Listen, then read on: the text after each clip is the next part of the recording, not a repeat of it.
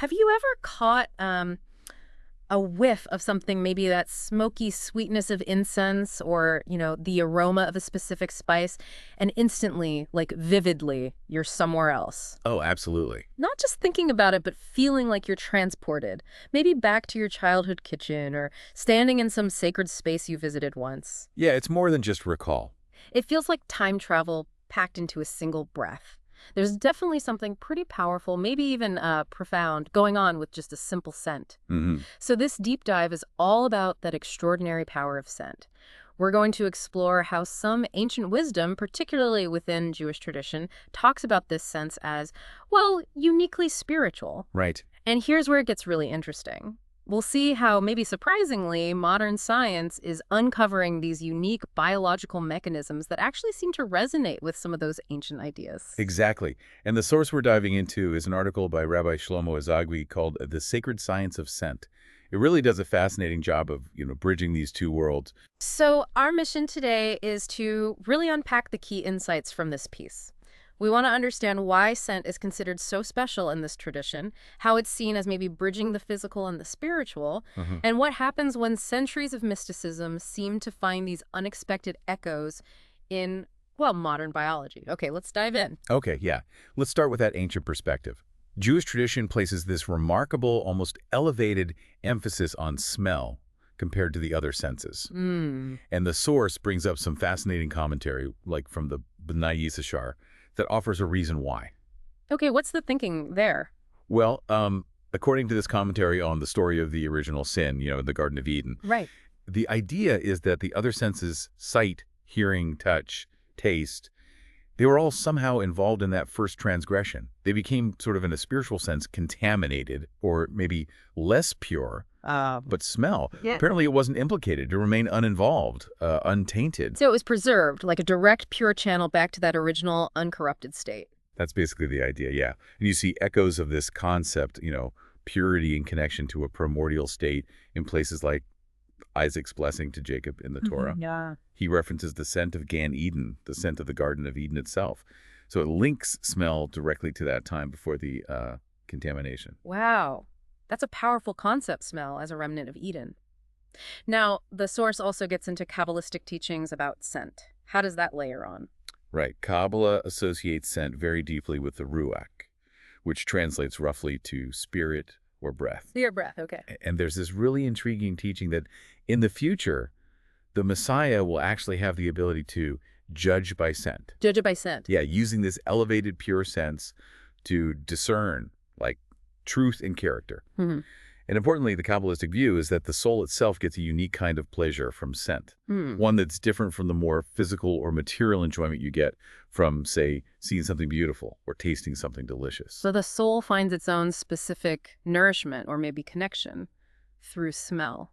Exactly. It's highlighting scent's non-material, its spiritual connection. And this spiritual status isn't just theoretical. It shows up really significantly in Jewish ritual, most notably with the Keteret. The incense offering. Yes, that was absolutely central to the worship in the ancient temple. And that was more than just making the place smell nice, right? Oh, much, much more. While it did serve practical purposes like, masking the odors of animal sacrifices to maintain the sanctity of the space, Sure, makes sense. its primary significance was really mystical and spiritual. The source mentions these stories about its potency, like its aroma reached all the way to Jericho. Wow. And sort of playfully that brides in Jerusalem supposedly didn't even need perfume because of it. Okay. But more profoundly, figures like Maimonides spoke of good sense elevating the heart. Elevate the heart. I like that phrase. The Talmud even calls the Keteret the most endearing of all sacrifices. That's quite a statement. It is, yeah. It emphasizes its unique place. And it wasn't offered just anywhere. It was central to the holiest spaces in the temple, especially offered on Yom Kippur, the holiest day of the year. The Day of Atonement. Right. Its fragrance symbolized, the ascent of human devotion and prayer reaching upwards. I was really struck by what the source said about the Zohar's teaching on the Keteret, the mystical text. Oh, yeah, that's a key mystical practice. The Zohar teaches that merely reciting the verses from the Torah that describe the precise recipe, the composition of the Ketoret offering. Just reciting the recipe, right? Reciting it daily, yeah, acts as a powerful spiritual shield. It's said to offer protection against various harms, illness, even negative spiritual forces. But there's a catch. There is. The crucial caveat is that this protection is effective if one recites it with concentration, with real intention. It's not just, mumbling the words. So focusing your mind on this ancient recipe has a protective spiritual effect. That kind of leads to the recipe itself, 11 spices. And one of them really stands out, galbanum. It's described as having a foul smell. Why include something unpleasant in a sacred incense? Yeah, that's a really important detail, and it holds some powerful symbolism. The inclusion of galbanum, that strong kind of unpleasant resin. It represents the inclusion of everyone in the community, even those who might be seen as flawed or maybe spiritually foul-smelling themselves.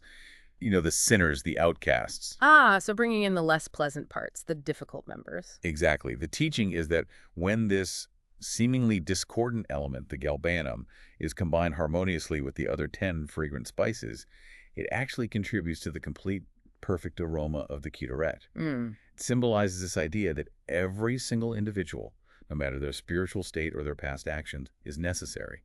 They contribute to cosmic unity and atonement when they are part of the whole working together. It's Yeah. a powerful message of collective responsibility and inclusion. That really is a beautiful idea, that even the challenging parts are essential for the whole thing to be complete and sacred. The source goes even deeper, doesn't it? Into the Kabbalistic view, connecting it to the actual anatomy of smell. Yes, it gets quite profound here. Nostrils themselves, particularly the left one, are viewed symbolically as channels for divine energy. Channels. Yeah, they're linked to specific sephiro, these divine attributes or emanations like chesed, which is kindness, and gevura, which is judgment or strength. Okay. And the Zohar, and also the Arizal, another major Kabbalistic figure, they describe the nostrils as literal conduits for the breath of life, The breath of life. directly echoing that verse in Genesis, where God breathes a soul into Adam. So the simple act of breathing through your nose, in this view, is connected all the way back to that foundational moment of creation, of receiving a soul. In this mystical perspective, yeah, it carries that echo. And the left nostril specifically is associated with the soul's aspect of refinement and also receiving spiritual inspiration. It's seen as more receptive to that divine flow, somehow. Okay, and the Ketoret, the incense, fits into this anatomical and spiritual understanding. How? Well, according to Kabbalah, the act of burning the Ketoret and focusing on its aroma has the effect of elevating these sparks of holiness. Sparks of holiness. Yeah, these sparks that are believed to be scattered and trapped in material impurity throughout the world. The Ketoret helps to harmonize fractured realities, bring things into greater alignment, and it helps in actualizing the soul's inherent unity with the infinite. It's seen as this powerful ritual tool for spiritual refinement and connection, leveraging that special channel of scent. Okay, wow. That's a really rich and deep exploration of the ancient mystical perspective on scent. It paints this picture of something far beyond just a physical sense. Now let's make that pivot we talked about. Right. Because the source points out something truly remarkable, how modern science, in its own way, seems to uncover mechanisms that resonate surprisingly well with some of these ancient ideas. It really is quite remarkable when you look at it. I mean, think about the Human Genome Project. When scientists mapped our entire genetic code, they found something unexpected. What was that?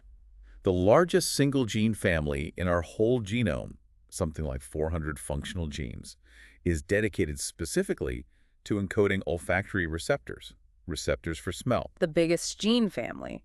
Just for detecting smells, that's huge. It is huge. Think about that investment from an evolutionary or biological standpoint.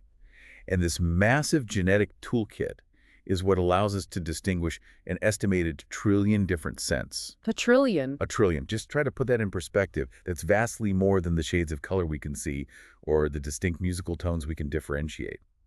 Biologically, smell is a massive deal, even if we don't always think of it that way day to day. Okay, so genetically it's huge. What about the physical structure in the brain that processes all this? Right, that's the olfactory bulb. Yeah. And it's physically tiny, like roughly the size of 2 M&Ms stacked on top of each other. Really? Tiny, but incredibly complex neuromally. Millions and millions of neurons packed into that little space. Okay, and here's where it gets really interesting according to the source. The unique neural pathway that scent takes. This is different from other senses. This is the key, really, to understanding its power from a modern scientific perspective. Unlike every other sense, sight, hearing, touch, taste, which first sends their signals through this relay station deep in the brain called the The thalamus. thalamus, right, the brain's switchboard, sort of. Exactly. Odor molecules inhaled through your nose. They bypass the thalamus entirely. They go straight from the olfactory receptors in your nose directly to the olfactory bulb. Wow, it's a direct line, skipping the usual processing center. Exactly. No intermediary stop. Yeah. And from the olfactory bulb, that signal immediately connects to the limbic system. The limbic system. And the limbic system is that ancient, deep part of our brain that's the primary center for memory and emotion. Ah, okay. That's the scientific explanation for that time travel feeling we started with. Precise. That direct pathway, bypassing the usual brain circuits and connecting straight to the core of memory and emotion, that explains why a single scent can instantly trigger such vivid, often really emotionally charged memories, even from decades ago, with a power that sight or sound often just can't match. Exactly right. And this is where you see that fascinating parallel with the ancient ideas we were discussing. Yeah. This scientific understanding of scent having this unique, direct, immediate connection deep into the brain, tied specifically to emotion and memory, our inner landscape, you could say. Right. It feels like a modern echo of that traditional idea of scent connecting directly to the soul and having the power to elevate a person or transport them beyond the constraints of ordinary time and space. It's like the language is completely different, neuroscience versus mysticism, but the core concept seems weirdly similar. It really does. Scent is this unique, powerful, direct link to our inner or deeper self, seems to resonate across millennia. That is truly fascinating how these two completely different ways of understanding the world seem to converge on the special nature of scent. But does science feel like it has fully unlocked the mystery of smell yet? Or is there more? Oh, not entirely, actually.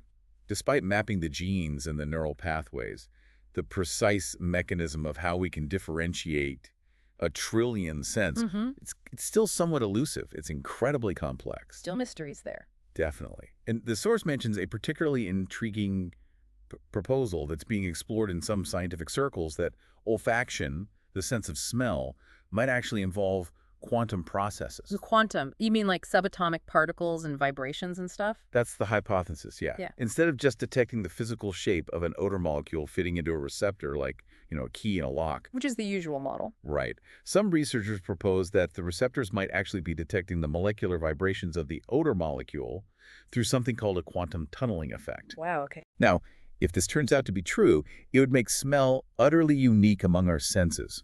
It would rely not just on physical structure, but potentially on these subatomic phenomena.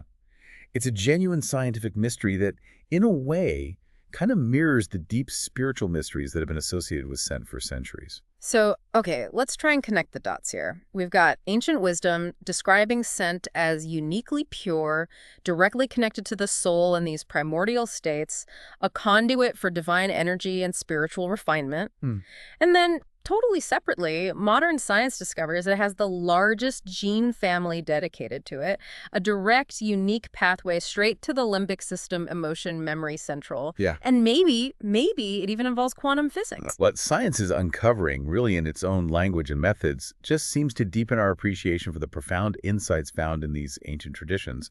Both perspectives, using completely different frameworks, seem to point to scent as a direct link. A bridge, if you like. A bridge between different realms, like what? Yeah, you could say that. Between earth and heaven, maybe. Between the body and the soul. Between the purely physical world and the deeply internal or spiritual world. And this link isn't just something accessed through like complex ritual like the Kidduret, as the source points out. It's potentially available through the simple everyday act of just breathing. It's portrayed as this sacred channel that's constantly available to us if we pay attention. So what does this all mean for us then, going about our day, simply breathing in and out?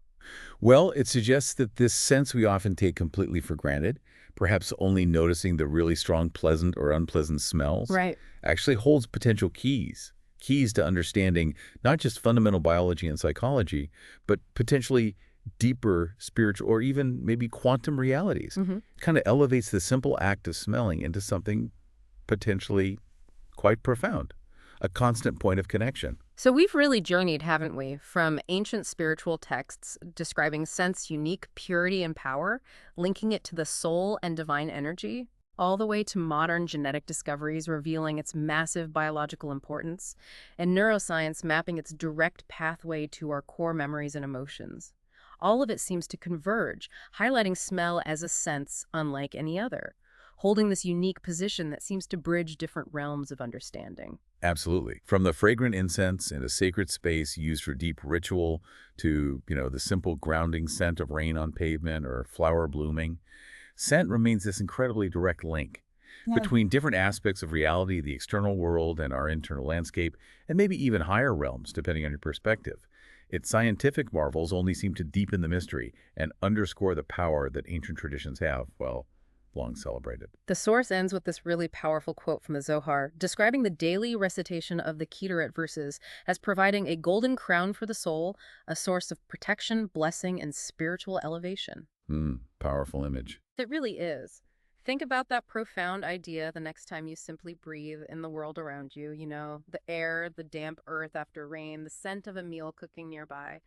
What does it mean that this seemingly simple, often unconscious act of smelling could, in one tradition's view, be considered a sacred channel, a path to, like, adorning the soul or even achieving spiritual elevation? It's definitely a thought that makes you appreciate the invisible world we constantly inhabit through our noses.